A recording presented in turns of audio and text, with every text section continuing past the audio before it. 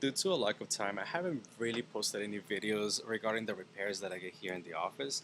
But today I want to show you the repair process from the beginning to the end of a PlayStation 5 that came in today. The client actually dropped his console while he was playing, and it fell down directly on the HDMI cable, which caused the HDMI port to actually get pushed in into the logic board.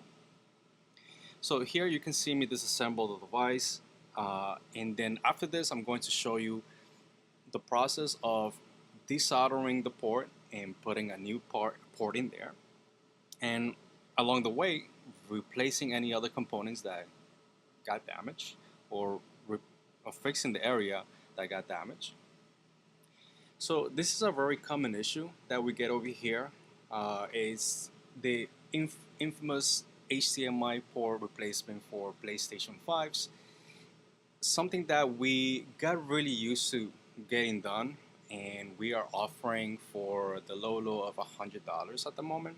So we used to do this repair for $150, but it became so common, and we just wanted to actually be able to provide a better price for this very basic but very time consuming repair.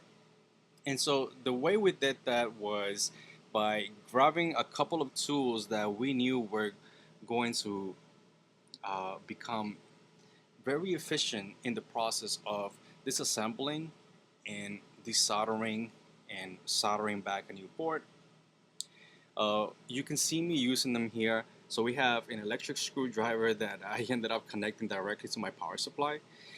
This makes it more powerful and faster when it comes to taking out all the little screws that we have there, and as you can see we have like about 1,000,000 of them. So the whole reason that these ports come apart so easily is because the way they're manufactured, the logic board is manufactured,